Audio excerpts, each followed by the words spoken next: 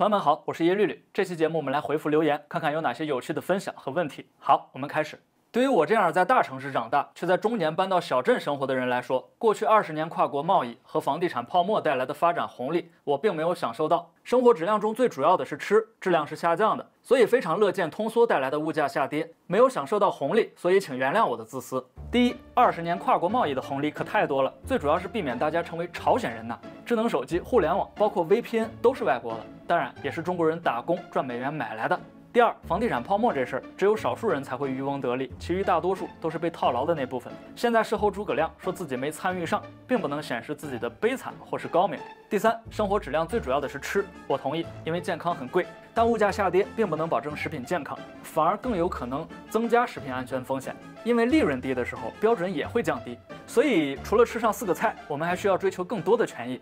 第二位朋友 LA 说，看看油管吧。伊拉克现在日新月异，发展的非常好。离了伊拉克人民的红太阳萨达姆，伊拉克人民活得非常幸福。没错，伊拉克、叙利亚、阿根廷的消息都消失了。最近洛杉矶正在滚动播放，敬请点播。第三位朋友黄大仙儿，解决办法可能是人工智能算法介入国家财政开支和福利政策，能有效约束人类的贪婪和不劳而获的本性。让 AI 去做精算师肯定是绰绰有余的，但它能否判断政策好赖就不得而知了。不过目前 AI 只是工具，最终还是人与人的博弈在主宰着世界。就是这个问题，我多说2句 AI 和机器人以及被洗脑洗抽抽的 AI 崇拜。我们在聊中国人口危机的时候，有很多人留言说怕什么，将来都是人工智能干活，人越少我越快活。咋儿说呢？针对 AI 走进现实，科幻圈子分为2个派别，一个是降临派，另一个是拯救派。降临派会成为带路党，拯救派会成为反抗军。这2派还都算有信仰有希望。最值得警惕的是第3派，叫做降临拯救派。这一派假装中立，实则鸡贼；假装思考，实则懒惰；假装担忧，实则和稀泥。这一派的教主很聪明，既要降临派的科技，又要拯救派的忠诚。但这一派的信徒就比较笨，自认为2头压住，实则只是教主的牺牲品。第4位朋友 Barbara Jason， 其实中国商品都想卖高点，问题是谁在定价？不是之前规矩的制造者吗？如果我们也卖高价，也按时上下班不加班，也生产不了那么多东西。后进国家就是辛苦的，但是尊严都是要花钱的。技术创新、制度霸权当然是美国的定价优势，政治稳定、全产业链以及人才储备也是中国的定价优势。但不能忽略的是，长达数年的供给侧改革导致中国严重产能过剩，已经超过地球人的总需求了。产能过剩就得倾销，倾销势必低价竞争。事实上，倾销会伤害供求2方的市场，需求方的市场规则被扰乱，制造方的工人赔钱也得生产。至于后进和尊严这事儿，并不是扰乱市场规则和无视经济规律的借口，因为尊重游戏规则反而会得到尊重。我一直觉得苦大仇深的民族主义叙事是一种自虐倾向，它还不是真自虐，而是演给那些同情心泛滥的文明人看的。你看，你不买我棉花，我这儿的黑人都没饭吃，你忍心看他们挨饿吗？Trank Breen 说，农民1年赚几千，照样过日子。城里人就是矫情，吃得太饱，降到农民生活水平才合理。视频平台不让骂人，但我憋得好难受。农民1年赚几千，除了能上街买菜、进城打工以外，其余生活跟作奸没什么区别。怎么说？见不得人好，见不得人高明，以作奸生活为荣耀的人，这辈子都吃不上4个菜。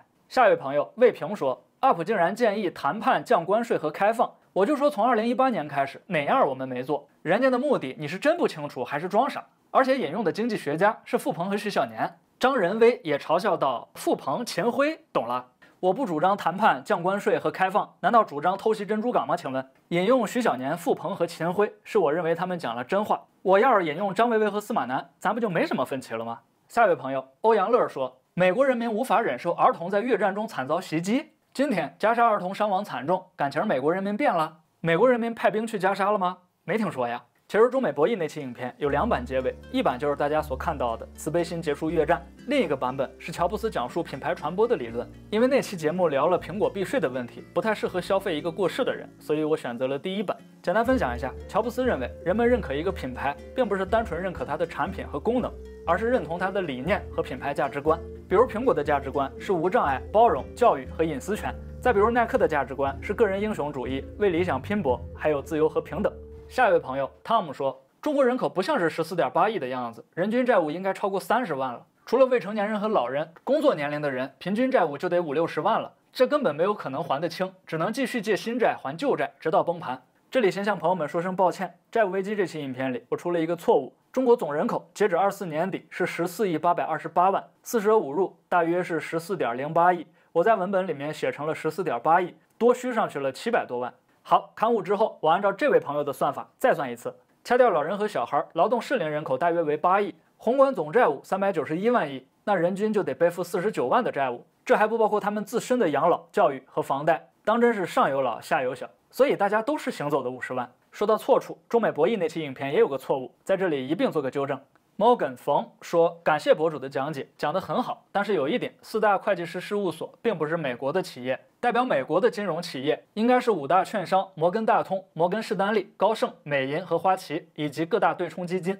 4大中的德勤、普华永道和安永总部都在英国，毕马威的总部位于荷兰。感谢这位朋友指正，在往后的节目里，我会尽可能避免这种错误，也希望朋友们多多监督。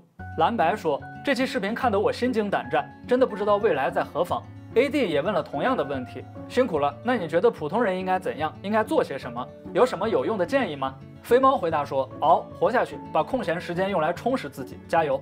孙小川说，好好学习，锻炼身体。Jeremy 林说，持有现金，不要投资，不要创业，不要买房，好好活着。看看日本，不就是好好活着，苦就苦几代人，没什么大不了。Steve X23 说，去发达国家或高增长经济体工作，或持有这些国家的资产。关于目前的经济环境，普通人应该怎么生存？我在通俗时代影片的结尾有总结过。好，下一条，黄大仙在债务危机留言说，国进民退实质就是为脱钩做准备，不过以国企的低效和腐败，历史证明都是徒劳。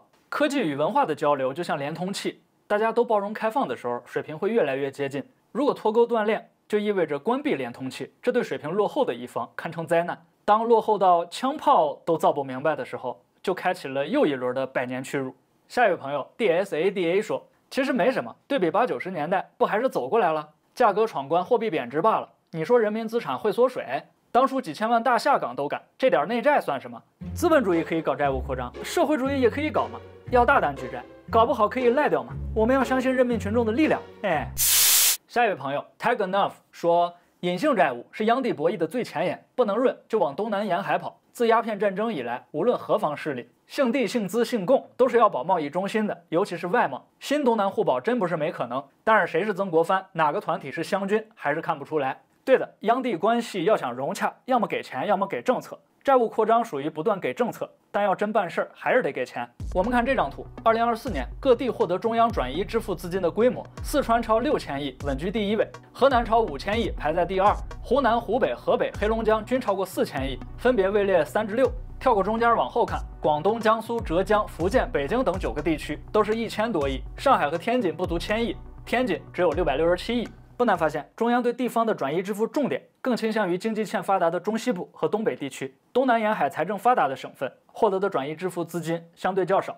下一位朋友，你是一个说，国企央企就是养自家子女的呀，铁路局校招基本都是关系户。你要跟我抬杠，我也可以举个例子，可以说入围的人里，保守估计70%是关系户。我就是铁路专业的，我身边同学全是铁路子弟。网上有句话很火，说好工作就像艾滋，只有3种传播方式：血液、母婴和性关系。反过来说，贫穷其实也在遗传，因为社会的上升通道锁死了。前段时间，全网都在讨论协和4+4，本来医生出轨是个大瓜，结果这个董小姐却成了众矢之的。其实吧，董小姐一直都在我们身边，医生、教师、军人、交警，甚至是居委会干部，这些需要行业准入的职业，一直都是接班制或关系制。普通人要想得到这些岗位，准能碰上合适的寻租者。我们觉得自己花钱买了份工作，开心的要死，实际上寻租者心中也在窃喜。嘿，今儿又开张了。不妨想想自己留在小城的婆罗门同学，又有哪一个不是董小姐呢？全球化是普通人在接班制社会的唯一破口，因为参与全球化需要真本事，要么产品过硬，要么能力出众，根本没人在乎你是谁儿子。随着中美贸易战深化，很多无产阶级共情美国的无产阶级，力挺川普粉碎了全球化。这种行为的后果就是往后许多年里，他们只能把自己送上董小姐的手术台，把孩子送进董小姐的幼儿园。美国的无产阶级再惨，他们还有一本美国护照，但凡稍微有点干劲儿，全世界都是他们改变人生的沃土。中国的无产阶级呢，除了有一个强国梦，每1分钟都活在董小姐的阴影里。董小姐就像国营的秋林公司，经常对顾客说下班了，明儿再来吧。全球化则是你楼下的24小时便利店，进出门各喊一次欢迎光临。为啥这么大差别呢？因为董小姐不用自负盈亏，而且董小姐们有无产阶级供养，早就在阶级内部实现了共产主义。从个人奋斗的角度讲，中国人总体很朴素，只想要一个体面的生活，做一个真实、善良、健康、快乐的人。但这种朴素愿望的准入门槛实在是太高了，所以人人争做董小哥和董小姐。董小哥出卖灵魂，董小姐出卖肉体。Keep Going 说，经典断章取义数据，为啥不说居民存款总额有152万亿，比居民总负债高出快1倍？还有第一季度又增加了9万亿存款。当然你要扯这些钱有多少是老百姓手上的，那为啥谈负债的时候就要平均到每个人头上？很懂中国的路易斯回答他说，好事儿没你的份儿，坏事儿谁都跑不了。Keep Going 又说，这时候不谈宏观经济了。事实就是现在国内大部分人只存款，大量消费力并没有释放出去，这也是为啥这群人老说崩溃，但就是没崩的原因，因为现状并未到。美国那种大部分人手上没有钱，月光族，只能靠贷款活着，真到了这天再谈经济崩溃论吧。不能唱衰，不能崩溃，这咱都知道。但是存款都是私人财产呀，横不能你直接抢了拿来还债吧？那这国家不就变成土匪窝子了吗？盯着天量的储蓄去刺激消费，更是扯淡。因为富人的钱更可能流向投资，而不是消费。因为大家都是人，消费能花几个钱，你心里还没数吗？中国储蓄率长期超过40%，比发展中国家的平均水平还高。但是这些储蓄在谁手上呢？招行24年年报显示，总资产在50万以上的金葵花客户占比为2.49%，但是他们掌握的财富却达到了87.4%。这个小样本充分说明，中国的储蓄非常集中，就连28法则都拦不住。再看看储蓄余额的情况，20年到24年1月，居民存款总共增加了58万亿，其中82%是定期存款。这4年新增的存款总额相当于2009年到2019年的总和。为啥大家都在存钱呢？楼市崩溃，经济差呀，投啥赔啥，还不如让钱在银行趴着得了。此外，近几年储蓄余额急剧上升，却出现了储蓄率下降的局面。储蓄和储蓄率在理论上应该是同向增长和下降的，但倒挂的情况说明，存钱和存不下钱的是两代人。简单说，60和70后都在存钱，而年轻人月光，存不下什么钱。这个问题我们下期正片详细探讨，请多给我一些时间。下一位朋友 BZHL 说，此处房价下跌归咎为黑天鹅是不合适的，中国的地产危机是灰犀牛，谁都知道它会发生，但不知道是何时。有些大趋势发现它只需要小学水平，但内心承受它，或许需要博士水平。来自一个坚持超10年不买房的人，谢谢你的分享和更正。灰犀牛体型笨重，反应迟缓，离得远的时候，大家觉得没什么危险，一旦它狂奔到眼前，肯定会让人猝不及防。很多危机事件，与其说是黑天鹅，其实更像是灰犀牛，因为它在爆发之前已经显示出很多的迹象和征兆，但总是被人忽略。所以能忍10年不买房的人肯定不一般。我回想起15到20年的社会氛围，很难有人能顶得住。现在很多人说自己被套牢，感觉到很后悔，但是如果一切重来一次的话，大概率还是会坚定的上车。气氛到这儿了，跑不了的。下一位朋友 Rylan 陈，什么个人破产法？我不理解。愿赌服输，他们赌未来大陆经济会欣欣向荣，房地产会继续涨。现在他们赌输了，凭什么让他们破产不用还钱？他赌赢了会分钱给别人吗？赌的成分确实有，输了需要自己负责，这没问题。不过破产法恰恰相反，破产机制可以帮助破产者重新参与经济活动。于社会来说，一个能避免苦难的社会，才能持续的保持经济活力。下一位朋友 Cosmos 说，我有个问题，既然中国举债这么多，但是没有通货膨胀的问题，那么多发货币有什么问题呢？另一位朋友戴潇潇回答他说，只是房贷创造的信贷杠杆和外汇转换带来的货币，基础货币还是很克制的，就超发4万亿导致物价大涨那一次吧。房贷吸收了很多，基础货币还是很保守的。你说的那么多货币只是信贷，房价的钱不可能全部抵押钱货出来，银行的钱是有限的，房价跌下来蒸发了，但是欠银行的钱还是要还的，带来的经济大萧条和恶性通缩，后面几10年大家要还债的。人民币对内购买力升高，市场利率走高，流动性趋紧。如果官方强行压制，走出通缩要多几年，这就是经济规律。这就是马云说的未来房价如葱。另一位朋友 QAQ 回答说，放水的速度敌不过抽水的速度，通缩很正常。借贷是放水，房贷车贷是抽水，钱变少了，所以通缩。还有一个重点，出口是中国发展的引擎，中间有多少人是靠出口链生活的，懂了吧？这2位朋友基本上说全了，如果还是不太明白，推荐回看通缩时代那期节目，可以系统了解信用扩张和金融空转的问题。接下来这位朋友 Cat 说，刚失业了，现在有30年房贷怎么办呢？甩卖吗？今年5月，彭博放消息说中国要退出现房销售制，同为5月，利率又降低了，买房更便宜，大踏步走向了零利率时代。还有去年11月，财政部长蓝福安说，政府的举债空间还很大，但是今年每发一笔债都要匀出20%去借新还旧。把这几个新闻连起来看，不难发现，现阶段房吹所说的那种止跌回稳，只是一个美好的愿景。所以如果有困难，还是先解套再说。啥人需要解套呢？第一，没有工作还得还房贷的；第二，年龄在40边缘，房贷还有20年朝上的；第三，吃饭里头都得精打细算，生怕房贷凑不齐的。另外就是25年的二手房市场非常吊诡，现在已经不是甩卖的问题了。00后的年轻人在网上喊你不买我不买，明天还能降500。而上海的业主邀请中介已经有茶歇和抽奖环节了，学吧，学无止境啊，太深了这玩意儿。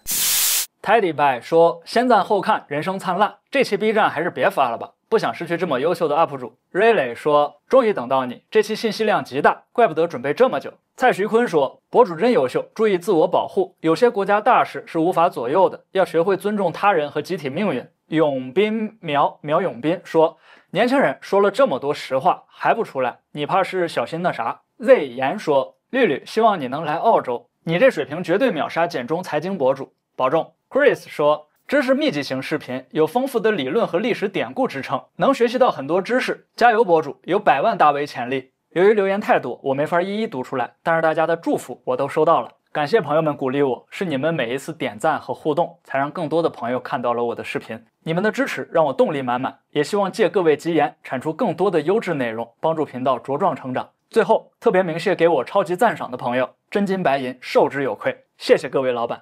好，以上就是问答第1期的全部内容，大家有什么花活尽管整起来，我们下期再见。